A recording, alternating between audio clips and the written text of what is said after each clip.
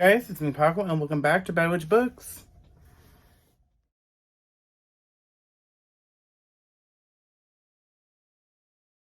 Hi guys, so today we're going to be going over my March wrap-up.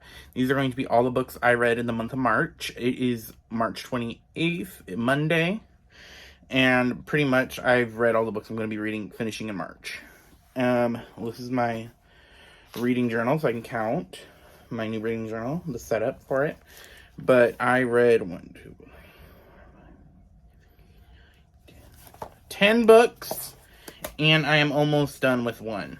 So this is going to be a wrap up of that. But let's get started with the books I don't own physically. So the first book we're going to talk about is Black Girl Unlimited. Which is going to be right here. I read it for my 12 Friends, 12 Recs challenge. It was recommended to me by the Booktuber and my Twitter, and she's also on Twitter, and she's my friend, Coco from Reddit and Reddit. It was Black Girl Unlimited. It is by Echo Brown. And it is a memoir basically, but it also has magical realism written into it.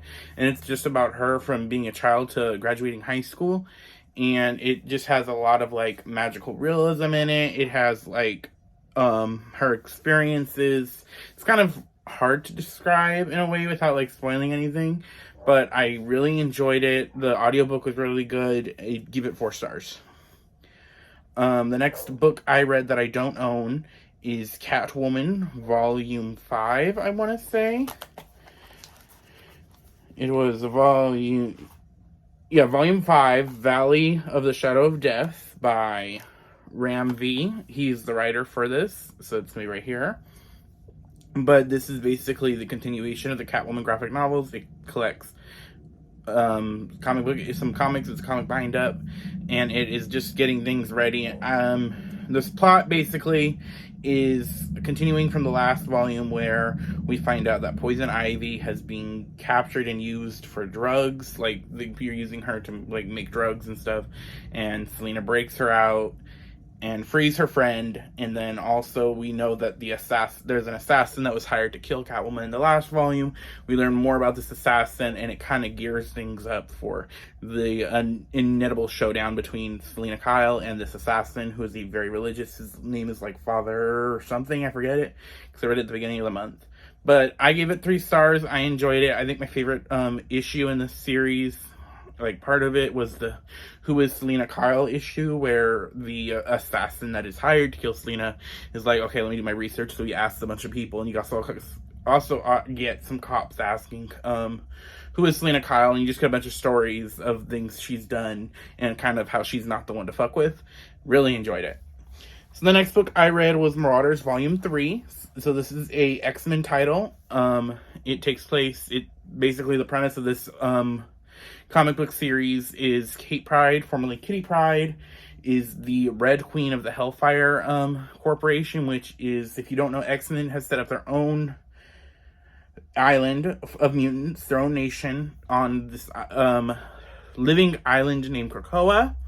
And the Hellfire Corporation basically distributes all the drugs that they make with the like living living island, and they make like drugs to help heal people of like mental like diseases like dementia and stuff like that. And they kind of use it to like get like, hey, we'll give you our drugs if you allow us to be our own island nation. And the Hellfire Gal is in charge of it, and so Kate Pryde is kind of running it. She's a pirate, basically, like getting the drugs to places where they're not supposed to be, and also like freeing mutants who are being held captive.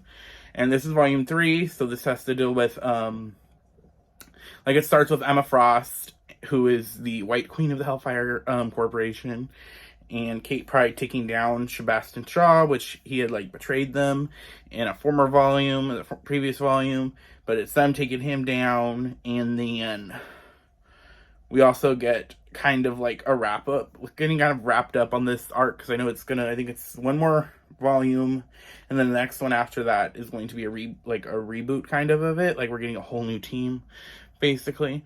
But I'm enjoying it. I think my favorite issue in this one was the Goodbye Storm, because Storm was formerly on the team and now she's leaving to do her own things, be the king of Mars, the region of Mars is what Storm is going to do. That's what she's going to do. But High key enjoyed it. Really good. I love the art style. 4 stars. Whew, I'm out of breath for just that. Okay, so the next book I not physically, I listened to this on audiobook, but I actually own it. So, Goddess in the Machine by Laura Beth Johnson. This is the Owlcrate edition. This was picked by my mom because I March reads. Most of my March reads are picked by her because I have someone picking my TBR every other month so that I can like kind of mix it up. But the Goddess in the Machine is about a girl named, I can never remember names of characters, especially characters I don't like. Andra. So she wakes up from cryostasis. She was supposed to be asleep for, I think, 100 years. But it turns out 1,000 years have passed, and she was supposed to wake up on a different planet. But, like, space colony type stuff. But she wakes up 1,000 years, and people think she's the goddess.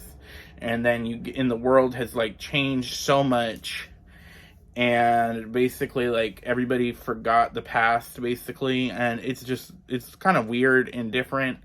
I did not enjoy this book. I gave it 2 stars. I thought the actors that did the audiobook tried really hard to give the characters accents that were really not good, in my opinion. I said what I said. And also, I really do not like the trope of magic is science that people just don't understand. It's like, oh, you guys are so kind of stupid, you don't understand science. And that was very much this plot line. It was interesting, but all of the, like, big reveals I saw coming. So, like, I just didn't enjoy it. I gave it 2 stars. So, the next book I read was Vesper Teen by Margaret Rogerson. This is a YA fantasy book, and it is about a girl named Artemista. She is a Grey Sister, a nun in the Church of Death, basically, and she is in charge of her and her, like, sisters. They all have the sights, they can see spirits, and they are in charge of making sure that the spirits kind of, once the person dies, that their spirits don't become, like, spirits and go to the next place they're supposed to go to, because they have these things called, like, revenants and ghosts that can possess people. And her church gets attacked, and one of the things about her church is that it has a relic that holds this, like, really powerful revenant, and so they're trying to destroy it, because you could kind of use the revenant's power. Like, if you can, like, use the powers of these artifacts, which the revenant is, to fight ghosts, kind of. But, so she takes it and hides while the church is getting attacked, trying to save it, and it accidentally, like, kind of possesses her to an extent, but she's still in control, but she could hear the ghost, the revenant that's talking to her, and basically they have to team up to save the day and find out what is causing all of this. I give this book 3 stars. I have enjoyed Margaret Rogerson's other books. I really love Sorcery of Thorns. Enchantment of Ravens is really enjoyable. So if I had to rate this, like, with her other 2 books I read, I played this solidly in the middle. I really enjoyed Enchantment of Ravens. And I really, really enjoyed Sorcery of Thorns. This is okay, liked it. And I think Enchantment of Ravens, which was good, just a little bit below it. But I really enjoyed the relationship that we get between the Revenant and Artemista. And the reason it's named Vesper Teen is the nuns who have the ability to use the, like, relics of the artifacts that are really powerful. Like, the one she has with the spirit are called Vesper Teen. So I enjoyed it. I like death magic, and it had, like, silver, like, fire magic, and that's just kind of my brand. Not my brand, but I really do like that. So, high-keyed enjoyed. Whew, breath. Okay, next book is the top book raid of the month. Gotham City Sirens, Book 1. So this takes the 2 first volumes of Gotham City Sirens. This takes place before the New 52 reboot that happened. And this takes place after Infinity Crisis. So, quick comic book history. Infinite. Final? I think it was Final Crisis that takes place after. Basically, in Final Crisis, Batman dies. Air quotes, dies. And Dick Grayson becomes Batman. So this takes place during then. And during the event that takes place after Batman died, before Nightwing became Batman, Catwoman got really fucked up. She got hurt. She got, like, her heart stolen, like physically legit stolen, but she's better now, but she's healing from what happened. And she's not at 100% strength, and she's, like, losing fights to, like, Robert, like, D-list villains. And she ends up, like, Poison Ivy ends up saving her. And so Catwoman's like, hey, Gotham's going crazy right now because, like, shit's just happening. We need to team up with her and Harley Quinn, who's, like, with Poison Ivy as her best friend. And so they form this, like, gang. They're like, hey, we gotta help each other out. And I really enjoyed that. I really enjoyed their friendship we got. We also really get Riddler, who is in this at this time was reformed, so he was basically a private detective at the time, and I really enjoyed that. I really liked his relationship with the ladies, and I just really enjoyed it. We also get to see more of, like, Selina's sister in this comic, who at this time is basically a crazy religious lady who is trying to kill Selina because she thinks Selina's possessed by a cat demon. A whole lot of shit happens. I think my favorite comic in this bind up was the Christmas special, kind of, where you get to see what each lady does for Christmas, where Catwoman hangs out with Nightwing. Harley Quinn goes back home to her crappy family, and Poison Ivy goes to the rainforest and just, like, chills. And then they all come back together to spend, like, the holidays together. But it was really fun. It's written by Paul Dini, who's a really good writer. I mean, he created the Batman animated series, so he created Harley Quinn, and really enjoyed the series. I'm excited to read book 2, which is the final 2 volumes combined. Really glad that I finally have this. I've been meaning to get to Gotham City Sirens. They're one of my favorite teams, but I have not actually, like, read the book, like the original series, and so I'm glad that I finally have. So the next book I read this month was... I'm back. I forgot to grab the other book, so that's why if camera changed, you noticed. But the next book I read was... I listened to the audio of Jade Fire Gold by Jun Ciel-Tan. This is a book that is heavily, you can tell it's heavily inspired by Avatar: The Last Airbender. But it's about this 2 kids. One is the former prince of the kingdom, and this one girl who she doesn't know her past, and she has this magic power that could hurt people. And the prince is trying to take back his kingdom, and she is just trying to survive, because magic is kind of outlawed. But it took me a minute to get into this, because there are so many characters, in my opinion, that you have to, like, realize you're listening to. And when I listened to this at work, so my attention was not 100%.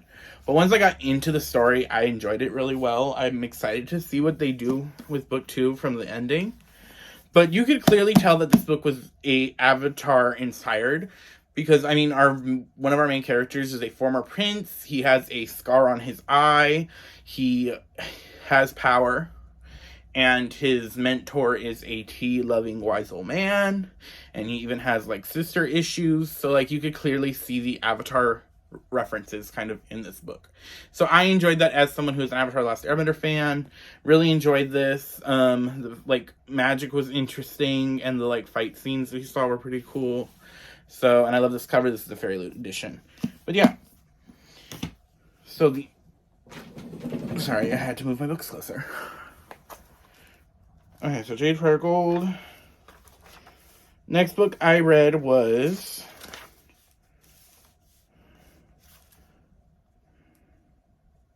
Okay, sorry.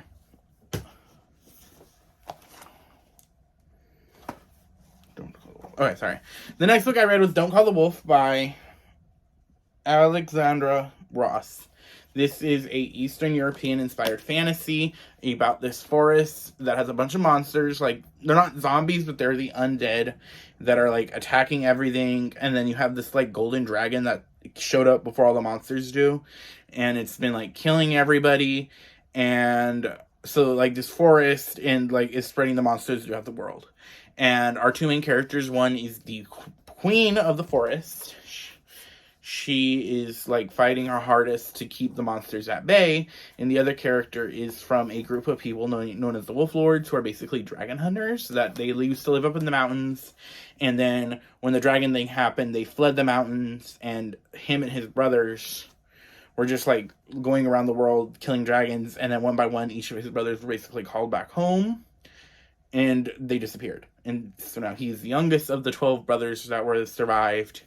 and he is finally trying to find his brother, the one before him, his older brother, the one right before him that had just disappeared. He is trying to find him. Him and the queen then team up to try to take down the dragon.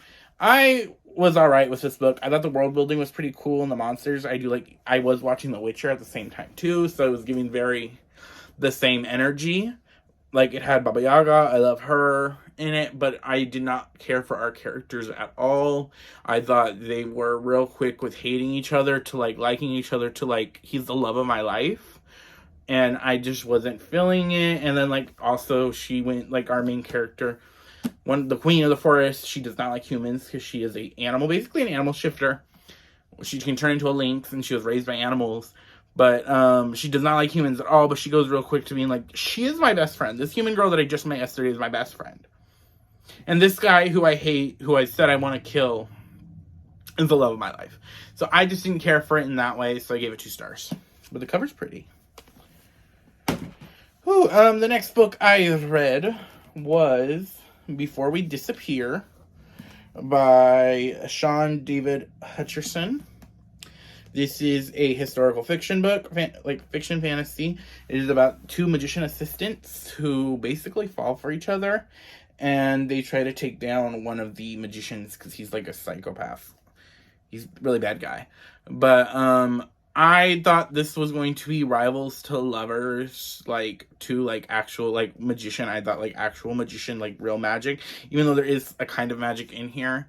But I don't know. I thought I was getting like, I'm gonna get like Night Circus vibes, but gay. Not what I got. So I was I was disappointed a lot reading it, but I still enjoyed it. Our 2 characters, you have Jack and Willem, I believe is his name.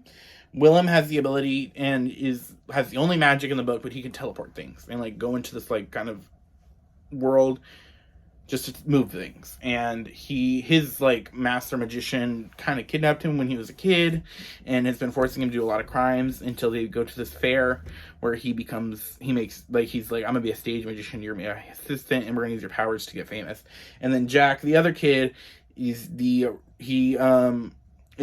magician assistant to the Enchantress, who is this really popular like stage magician that travels the globe, and she also scams people. I really liked her. I loved her because she's dramatic, extra as hell, and not a good person, so like my type of character. But I enjoyed it.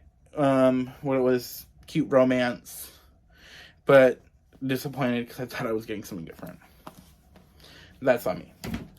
So 3 stars for that book. So the next book I just finished last night, technically this morning, and that is Certain Dark Things by Sylvia Garcia. This book is about vampires in New Mexico, and not in New Mexico, I keep saying New Mexico. Vampires in Mexico City. And our main character, Alt, I think is how we pronounce her name.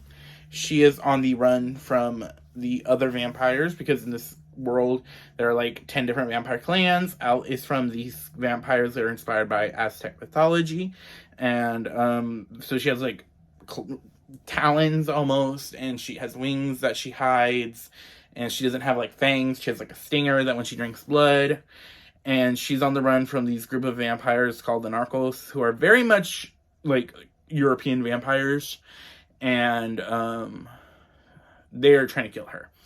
But and she's not a good guy because her parents also used to be like drug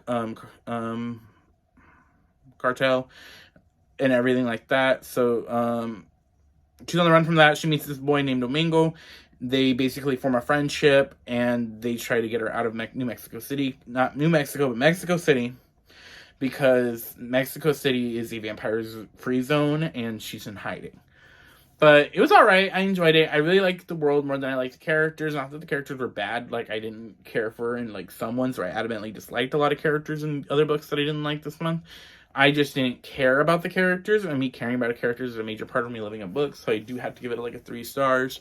But I really did love the vampire-ness of the book, and how like there were different subsects of vampires. Like you had this one that was like these old deformed vampires that were called revenants, and they didn't really suck blood, but they still life force. And then you had like I said, Narcos, which are the European-like vampires that were like stronger physically, and their like fangs were like serrated, and they could heal like, you could, like, pull out their fangs and another one would pop in. Really interesting of the way she did the vampires, and I did like the idea, the way that it was, that the world was set up, that the vampires were a known thing. People knew about vampires, and in the, like, 1970s, countries kicked out vampires to their country, and the vampires then had to, like, move to countries that they weren't kicked out of, and so you had a lot of these, like, European white vampires go to, like, Mexico and kind of start trying to take over basically the land from the vampires who have been living there. So I thought it was a really interesting take on it. But yeah, I enjoyed it. Like I said, 3 stars. I would love to see it like a noir crime movie, because that's what it basically was, or a series. I feel like that would be really cool. But yeah, enjoyed it. So the last book I'm not technically done with. I will add a part in later when I do finish it. But that is The Final Empire by Brandon Sanderson. I have about an hour left on the audiobook. So I'm about like page 560 in out of 6. Out of 6. 47. So I have a little less than 100 pages left of the book, but I'm really enjoying it. It's about, I mean, it's a really popular book, so if you don't know what it's about, but in this world you can eat metal, like certain people can eat metal and like burn it to use magic, and this group of criminals are hired to take down the like God King Emperor, and basically they try to start a revolution, and you have like criminal mastermind trying to start a revolution. I'm enjoying it so far, really enjoying it. Probably gonna be a 4-star read, depending on the ending. I've heard really good things about it. I am reading this for Princess from the Castle Library and her friends, which are Books with Brandy. I think it's Books with Brandy Shree. Or Brandy Shree Reads or something like that. Books with Bree and Books with Bonnie. They are doing a Brandon Sanderson readathon, and this is the first book we are reading for it, and I'm almost done in time for the live show to watch the live show. But yes, so those are what I read in March. Read 11 books. When I finish this, it'll be 11 books. So what did you guys read? Comment down your favorite read. I think I will say my favorite read was probably Gotham City Sirens. I don't know, maybe Miss Warren at the end of it might make me a 5-star, but I doubt it. But yeah, like I said, subscribe if you haven't. I have also recently made it to 100 subscribers. So thank you guys. Love you guys. I appreciate it. Like, I know it's not about numbers, but I feel really touched and loved that you guys got me to 100. And we will just keep growing from there. And I will see you guys later.